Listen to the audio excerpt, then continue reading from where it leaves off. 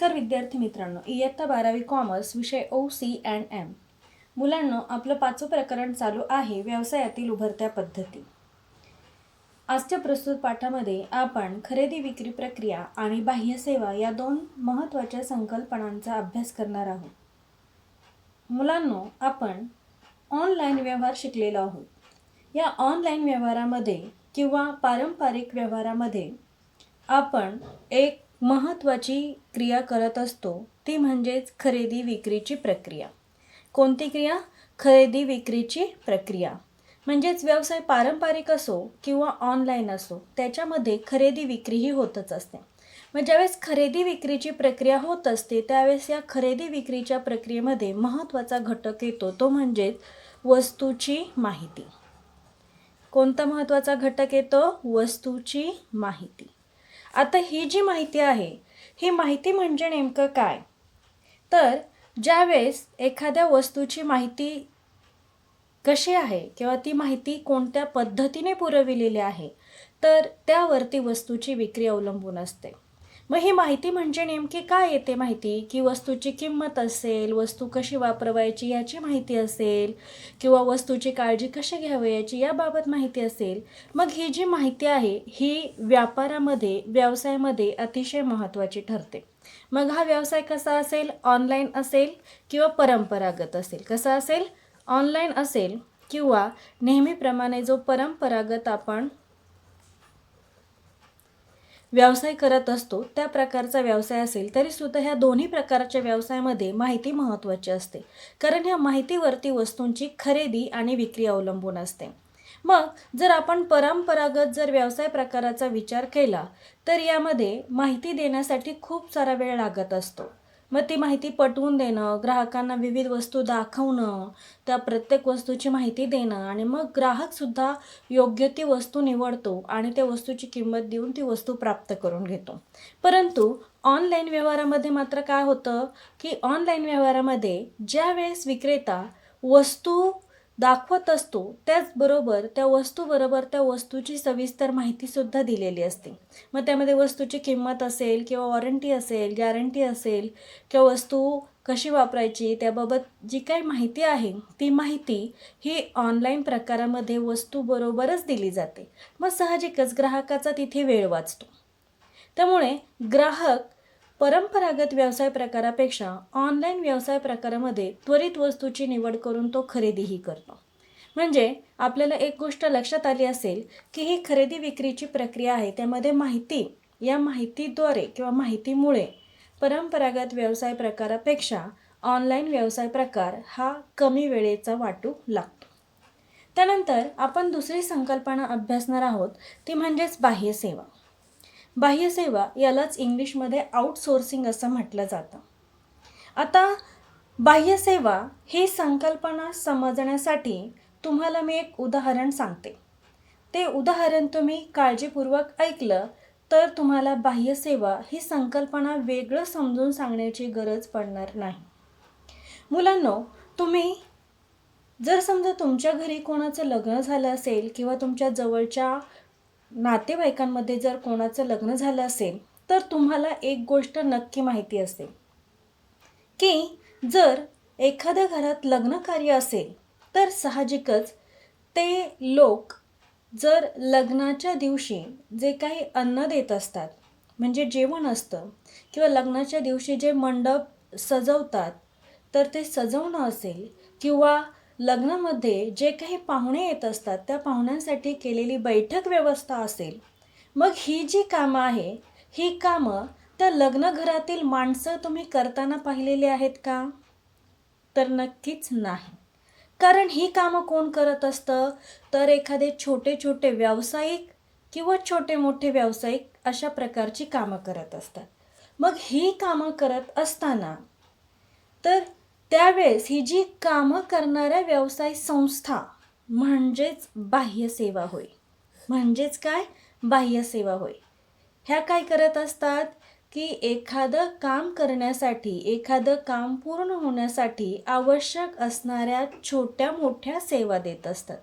कोणत्या सेवा देत असतात? छोट्या मोठ्या सेवा. मग ह्या छोट्या मोठ्या सेवा कोणत्या असतील बरं?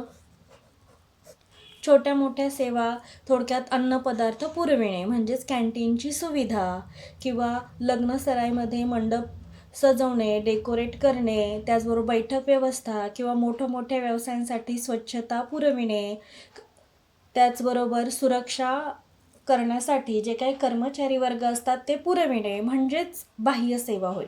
मग अशा सेवा पुरविणाऱ्या संस्था, तर त्या संस्थांशी केलेला करार म्हणजेच बाह्य सेवा होय. आता तुम्हाला बाह्य सेवा ही लक्षात आली असेल. काय सांगितलं मी यामध्ये, की जर समजा एखाद्या घरामध्ये लग्न असेल तर त्या लग्न कार्यासाठी आपण ज्या बाहेरून सेवा मागवतो, कुठनं मागवतो? बाहेरून. कारण त्या व्यक्ती स्वतः ती कामं करतात का? नाही, तर त्या बाहेरून सेवा विकत घेतल्या जातात. त्या सेवांना बाह्य सेवा असं म्हटलं जातं. मग आता आपण याचा पुस्तकातील अर्थ पाहूया. सर्वप्रथम पाहूया आपण प्रस्तावना. आता बाह्य सेवा म्हणजे नेमकं काय? तर बाह्य सेवा म्हणजेच एखादा व्यवसाय दुसऱ्या व्यवसाय संस्थेशी विशिष्ट सेवेबाबत जो करार करतो तो म्हणजेच बाह्य सेवा होय. समजा एखादी मोठी कंपनी आहे आणि ती कंपनी दुसऱ्या एका सेवा संस्थेकडून म्हणजेच या अशा सेवा पुरविणाऱ्या संस्थेकडून सेवा घेण्यासाठी जर करार करत असेल तर तो करार म्हणजेच बाह्य सेवा होय. लक्षात आलं ना आता तुम्हाला? ही संकल्पना समजून घेतल्यामुळं तुम्हाला ह्या बाकी सर्व गोष्टी समजणं सोपं जाणार आहे. मग आता करार म्हणजे काय किंवा बाह्य सेवा म्हणजे नेमकं काय? तर एखाद्या व्यवसायासाठी विविध प्रकारच्या आणि विशिष्ट अशा सेवा पुरविण्यासाठी केला जाणारा करार. मग ह्या सेवा कुठून घेतल्या जातात? बाहेरून घेतल्या जातात. मगाशी मी सांगितलं ना की ज्या सेवा बाहेरून घेतल्या जातात. कुठून घेतल्या जातात? बाहेरून. मग ह्या सेवा कोण देत असतं? तर व्यवसाय संस्थाच देत असतात. कोण देत असतं? व्यवसाय संस्था. काय करत असतात? ह्या विशिष्ट सेवा देत असतात. विशिष्ट सेवा देत असतात. मग ह्या व्यवसाय संस्था ज्या विशिष्ट सेवा देतात त्या विशिष्ट सेवा देण्यासाठी जर एखादा व्यवसाय करार करत असेल तर तो करार म्हणजेच बाह्य सेवा होय. त्यानंतर आता आपण या संकल्पनेचा अर्थ लक्षात घेऊया. आता तुम्हाला हे माहिती करून घेतल्यामुळं ह्या अर्थसुद्धा तुम्हाला लगेचच लक्षात आला असेल की इथे जी तुम्हाला व्याख्या सांगितली किंवा माहिती सांगितली तीच माहिती आपल्याला इथे घ्यायची आहे.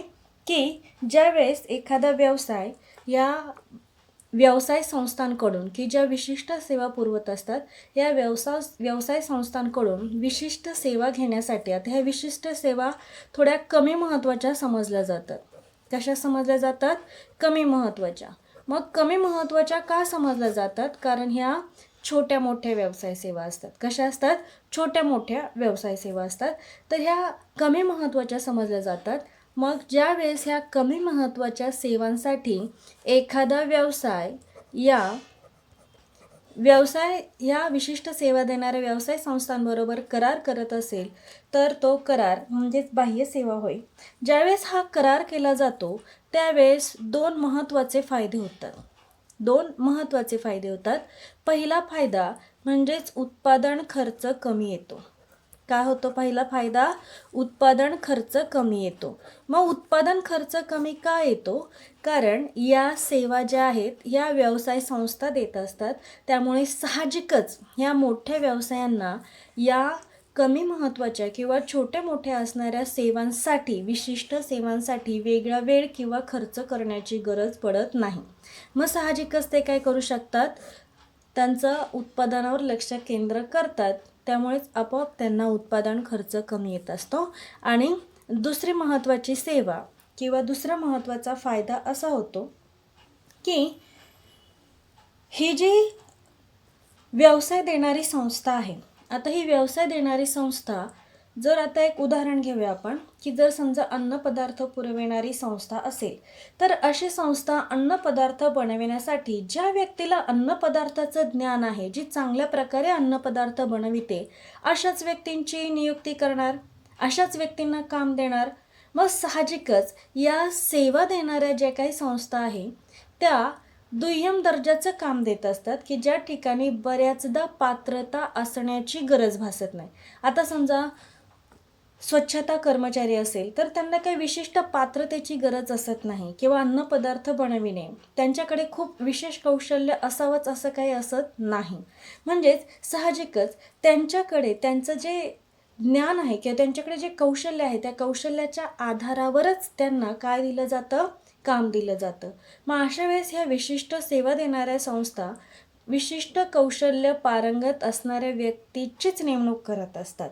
मग अशा वेळेस या व्यक्तीची नेमणूक केल्यामुळे ह्या व्यवसाय संस्थांना कमी खर्चामध्ये चांगले कौशल्य असणाऱ्या चांगले कौशल्य किंवा चांगलं ज्ञान असणाऱ्या व्यक्तींचीच सेवा मिळत असते.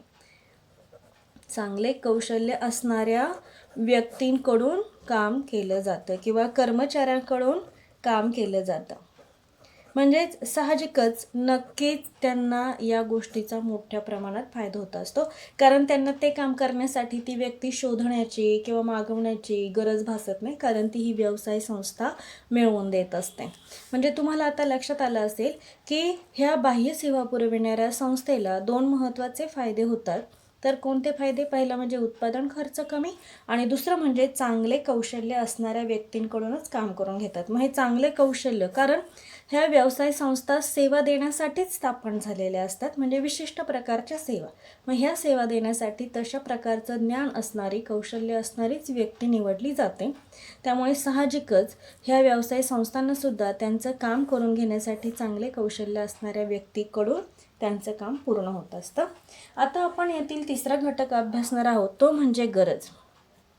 आता ज्यावेळेस आपण गरजेचा विचार करतो त्यावेळेस ह्या बाह्य सेवांची गरज आहे का? तर साहजिकच आजच्या धावत्या युगामध्ये, आजच्या स्पर्धेच्या युगामध्ये आपल्याला ह्या बाह्य सेवांची गरज मोठ्या प्रमाणात भासते. काय होते? मोठ्या प्रमाणात भासते. मग का बरं मोठ्या प्रमाणात भासते? कारण ज्या वेळेस एखादा मोठा व्यवसाय त्याला जर खूप मोठ्या प्रमाणात उत्पादनाचं काम करायचं असेल तर अशा वेळेस तो त्याच्या व्यवसायामध्ये असणाऱ्या इतर सुविधांकडे त्याला लक्ष देण्याची गरज पडत नाही. काय पडत नाही? गरज पडत नाही. कारण जर व्यवसाय जर समजा गाड्यांचं उत्पादन करत असेल, त्याच्याकडे गाड्यांचं उत्पादन होत असेल, गाड्यांची निर्मिती होत असेल आणि अशा वेळेस तो जर त्याच्या कर्मचाऱ्यांना स्वच्छतेची कामं देत असेल किंवा त्यांच्या कर्मचाऱ्यांना कॅन्टीनची सुविधा विचारात घेत असेल, आता ह्या सुविधांचा आपण जर विचार केला तर तो व्यवसाय गाड्यांचं उत्पादन करत बसेल की त्यांच्या कर्मचाऱ्याला स्वच्छता आणि कॅन्टीनची सुविधा देत बसेल? तर तो काय करेल की ह्या अशा विशिष्ट सेवांकडून, म्हणजे ह्या विशिष्ट सेवा देणाऱ्या ज्या व्यवसाय संस्था आहेत त्यांच्याशी करार करून स्वच्छतेचं आणि कॅन्टीनचं काम त्यांच्याकडून करून घेईन आणि त्यांनी जे कर्मचारी गाड्यांचे उत्पादन करण्यासाठी नियुक्त केलेले आहेत त्या कर्मचाऱ्यांकडून गाड्यांचं उत्पादन करून घेईल आणि त्याच गोष्टीवरती तो भर देईल.